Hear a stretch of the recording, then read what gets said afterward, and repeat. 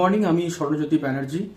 CTET preparation নিয়ে আমি আরও একটা ভিডিও নিয়ে এসেছি, যেটা হচ্ছে চাইল্ড সাইকোলজি এবং পেডাগজি থেকে পার্ট 2।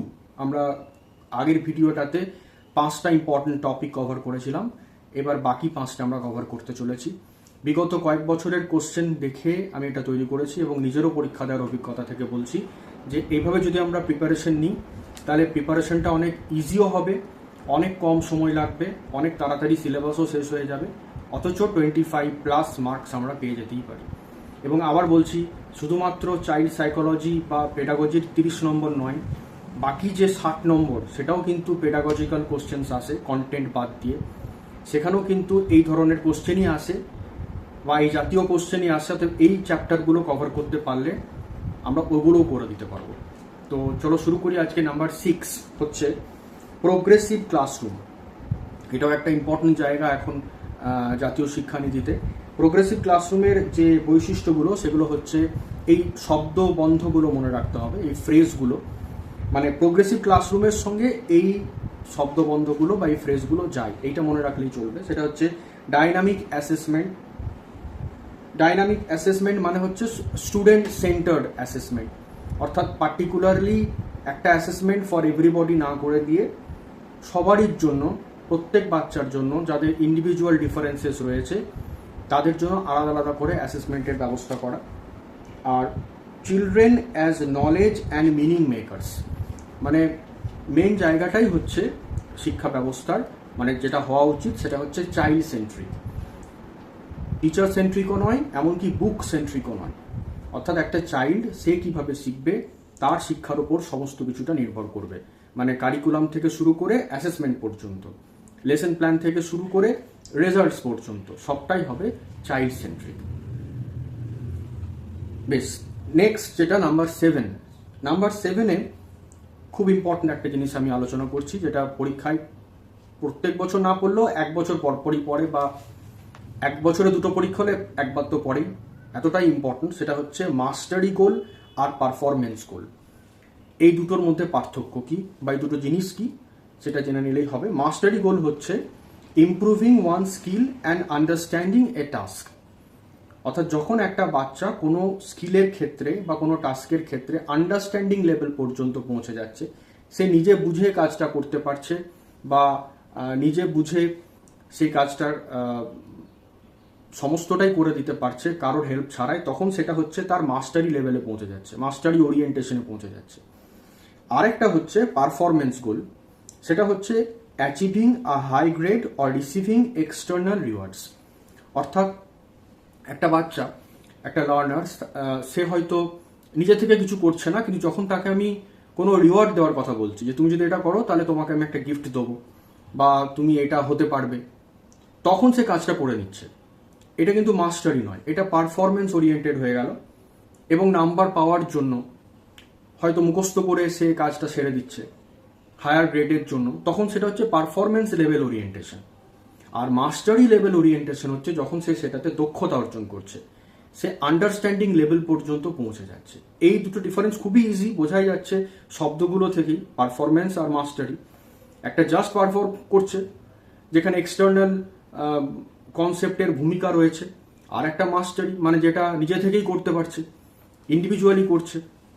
তো কোনটা বেটার কোনটা গুড আমরা নিজেরাই বুঝতে পারছি এবং পার্থক্যটা বুঝতে পারছি, কিন্তু as a topic this is very important. Base, number 8 হচ্ছে next topic, constructivist learning theory. এটা হচ্ছে লার্নিং থ্রু এনভায়রনমেন্ট। মানে এই চ্যাপ্টারটার জন্য বা এই টপিকটার জন্য এই শব্দগুলো মনে রাখতে হবে। কনস্ট্রাকটিভিস্ট লার্নিং থিওরি মানে হচ্ছে একটা লার্নার সে নিজের যে লার্নিং সেটাকে নিজেই কনস্ট্রাক্ট করবে। কিভাবে করবে? 1 নম্বর হচ্ছে প্রায়র নলেজ। মানে আমরা একটা কথা বলি যে যখন একটা বাচ্চা বা একটা লার্নার সে স্কুলে আসছে, তার মাইন্ডটা বা তার লার্নিংটা কিন্তু একদম একটা ক্লিয়ার স্লেটের মতন নয়, সেখানে অলরেডি অনেক কিছু এনগ্রেভড আছে, সে অনেক কিছু নলেজ নিয়েই আসছে, প্রায়র নলেজ নিয়ে। এটা তো প্রথম কথা। 2 নম্বর হচ্ছে লার্নিং থ্রু এনভায়রনমেন্ট।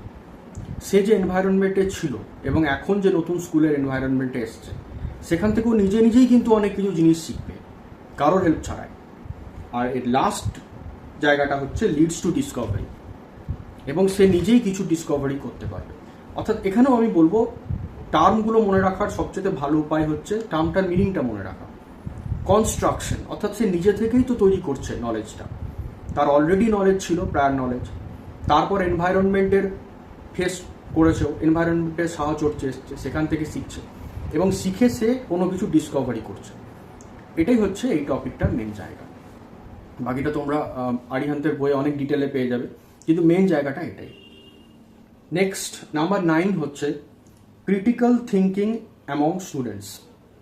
এটাও একটা ইম্পর্টেন্ট জায়গা। ক্রিটিক্যাল থিঙ্কিং এবিলিটি একটা স্টুডেন্টের মধ্যে আমরা কি করে জাগাবো, সেটা হচ্ছে অ্যানালিটিক্যাল কোশ্চেন করতে হবে বা ওপেন এন্ডেড কোশ্চেন করতে হবে।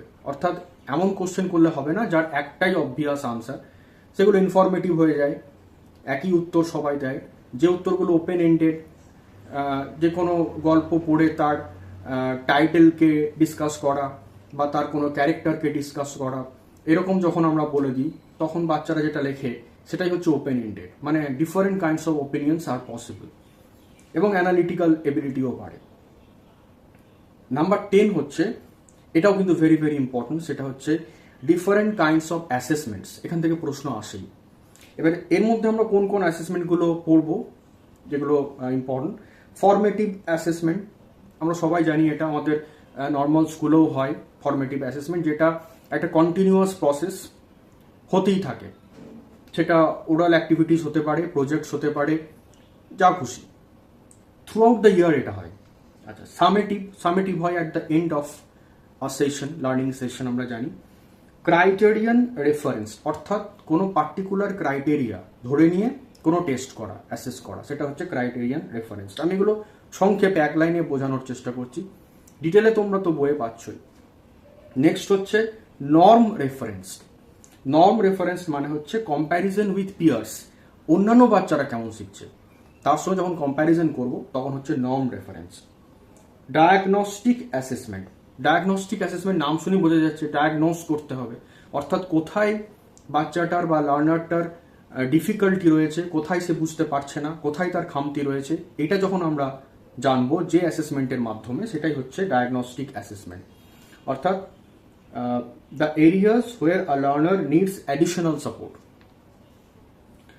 আরেকটা হচ্ছে রেসিপ্রোকাল টিচিং, এটাও কিন্তু ইম্পর্টেন্ট, যেটা হচ্ছে children teaching others what they have learn. অর্থাৎ একটা চাইল্ড সে নিজে কিছু শিখেছে, সেইটা সে রেসিপ্রোকেট করছে অন্য একটা চাইল্ডকে, সেটাই হচ্ছে রেসিপ্রোকাল টিচিং। এবং কন্ডিশনড লার্নিং। কন্ডিশনড লার্নিং মানে হচ্ছে থ্রু রিওয়ার্ড অর পানিশমেন্ট, মানে আমি কন্ডিশন দিয়ে দিলাম যে এটা হচ্ছে কন্ডিশন, তুমি যদি পারো তাহলে তুমি রিওয়ার্ড পাবে, যদি না পাও তাহলে তুমি পানিশমেন্ট পাবে। এই সবগুলোই আসলে হচ্ছে অ্যাসেসমেন্টের অংশ, এগুলো আলাদা করে আমাদের মনে রাখতে হবে। তো এই হচ্ছে, আজকেও আমি ভিডিওটা আর বাড়াচ্ছি না, অলরেডি 10 মিনিট হতে চলেছে। তো চাইল্ড সাইকোলজি এবং পেডাগজি থেকে এটাই হচ্ছে নেক্সট যে 5টা আমরা করলাম, 10 টপিকস আমরা অলরেডি কভার করে দিয়েছি। নেক্সট ভিডিওতে আমরা আরও 5টা টপিক কভার করে নেব, তাহলে ইজিলি আমরা চাইল্ড সাইকোলজি এবং পেডাগজির জায়গাগুলো ক্লিয়ার করতে পারবো। আশা করি তোমাদের ভিডিওটা হেল্পফুল লেগেছে, লাগলে অবশ্যই শেয়ার করো, সাবস্ক্রাইব করো, কমেন্ট করো, লাইক করো, জানিও কেমন লাগছে। আজকে এটুকুই, সবাই ভালো থেকো, সুস্থ থেকো, থ্যাংক ইউ।